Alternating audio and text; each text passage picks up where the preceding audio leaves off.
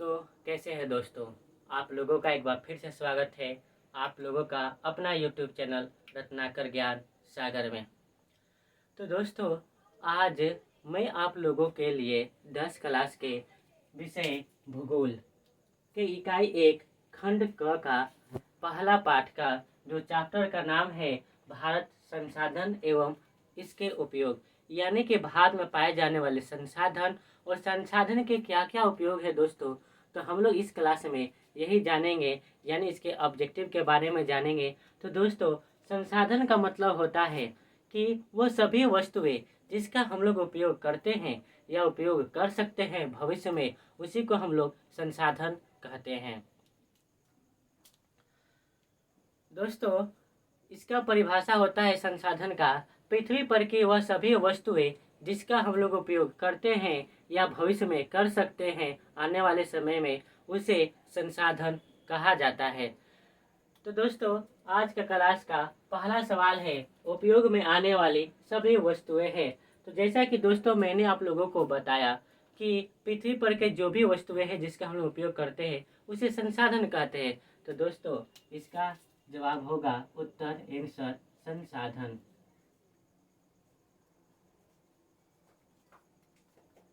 ठीक उसी प्रकार से अगला सवाल है, किसने कहा संसाधन होते नहीं बनते हैं, यानी कि संसाधन है नहीं पहले से बनाकर। जैसे कि हम लोग टेबल कुर्सी का उपयोग करते हैं तो पहले से बना हुआ नहीं था।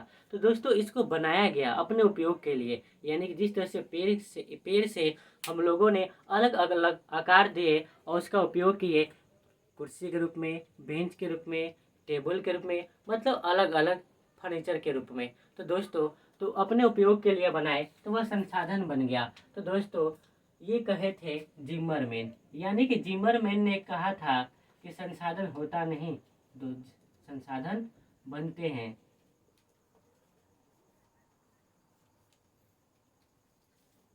ठीक उसी प्रकार से अगला सवाल है, उत्पत्ति के आधार पर संसाधन होते हैं।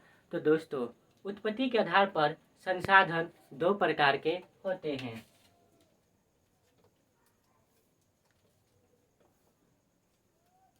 होता है दोस्तों जैव और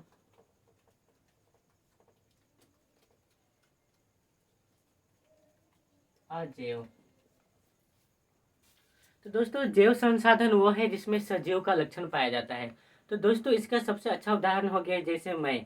तो दोस्तों, मैं आप लोगों को ज्ञान बढ़ाने में मदद कर रहा हूँ, यानी कि आप लोगों के ज्ञान में वृद्धि कर रहा हूँ, एक इससे मैं आप लोगों को मदद कर रहा हूँ। तो इस प्रकार का मैं आप लोगों के लिए संसाधन हो गया।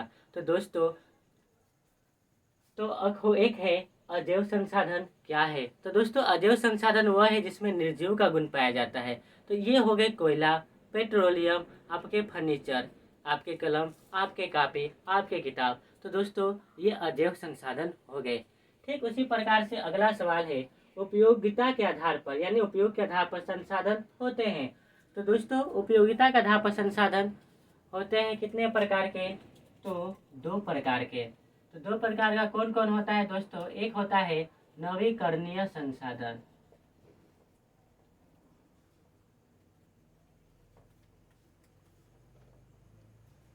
और दूसरा होता है अनवीकरणीय संसाधन।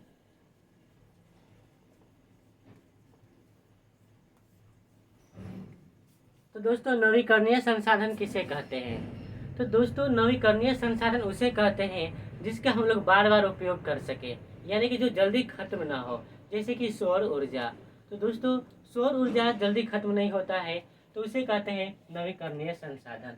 अनवीकरणीय संसाधन, अनवीकरणीय संसाधन दोस्तों उसे कहते हैं जिसका हम लोग एक बार उपयोग कर लिए, वह फिर समाप्त हो गया, उसका उपयोग दोबारा नहीं कर सकते हैं। इसमें आएगा दोस्तों कोयला।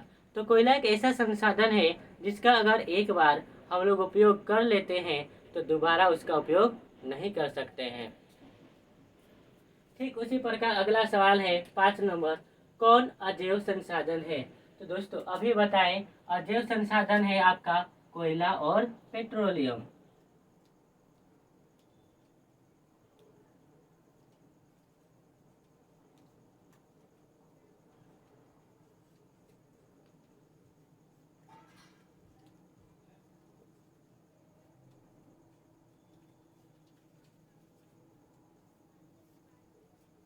दोस्तों कोयला और पेट्रोलियम हो गए आपके अजैव संसाधन।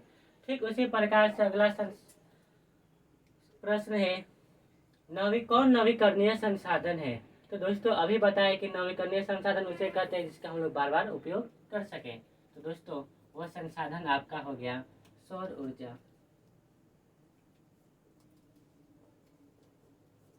अर्थात सौर ऊर्जा का हम लोग बार बार उपयोग कर सकते हैं। उसका बाद अगला सवाल है, किनका विचार था हमारे पास पेट भरने के लिए बहुत कुछ है लेकिन पेटी भरने के लिए नहीं। यानी कि हमारी जरूरतों को पूरा करने के लिए बहुत कुछ है लेकिन अपने लालच के वश में आकर अधिक से अधिक संसाधन का विदोहन करे, उसका तहस नहस करे, खराब करे, तो इसका मतलब वही हो गया पेटी भरने के लिए नहीं। तो दोस्तों ये कहे थे हमारे राष्ट्रीय पिता महात्मा गांधी जी ने।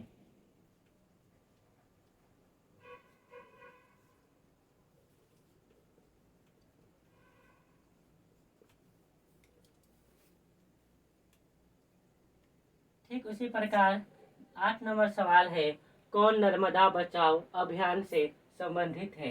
तो दोस्तों नर्मदा बचाओ अभियान नर्मदा नदी पर बनाए जाने वाले छोटे बड़े करीब 300 या 350 के आसपास जो बांध बन रहा था उसके विरोध में किया गया था। तो दोस्तों इसका आंसर है मेधा पाटेकर।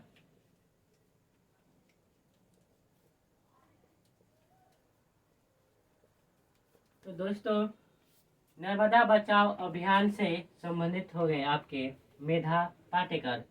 ठीक उसी प्रकार से अगला सवाल है, कौन चिपको आंदोलन से संबंधित है।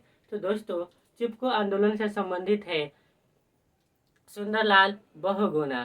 तो दोस्तों चिपको आंदोलन में क्या होता था कि जब भी कोई ठेकेदार हरे भरे पेड़ को काटते थे तो वहाँ के जो स्थानीय लोग थे, जनजाति थे, जिनमें सबसे ज़्यादा योगदान महिलाओं का था, ये लोग पेड़ को अपने आगोश में ले लेते थे और कहते थे पहले मुझे काटो तब पेड़ को काटो।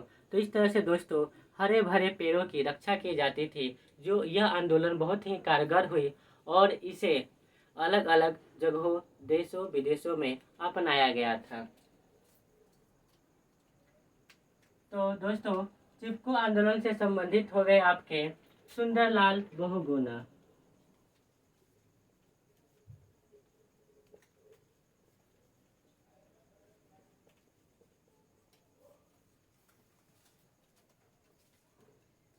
आज का अंतिम और आखिरी प्रश्न है, कौन अनवीकरणीय संसाधन है। जैसा कि दोस्तों आप लोगों को बताया कि अनवीकरणीय संसाधन हुआ है जिसका अगर एक बार हम लोग उपयोग कर लेते हैं तो उसका दोबारा उपयोग नहीं कर सकते हैं, उसी को कहा जाता है अनवीकरणीय संसाधन। तो दोस्तों आपका हो गया कोयला और पेट्रोलियम।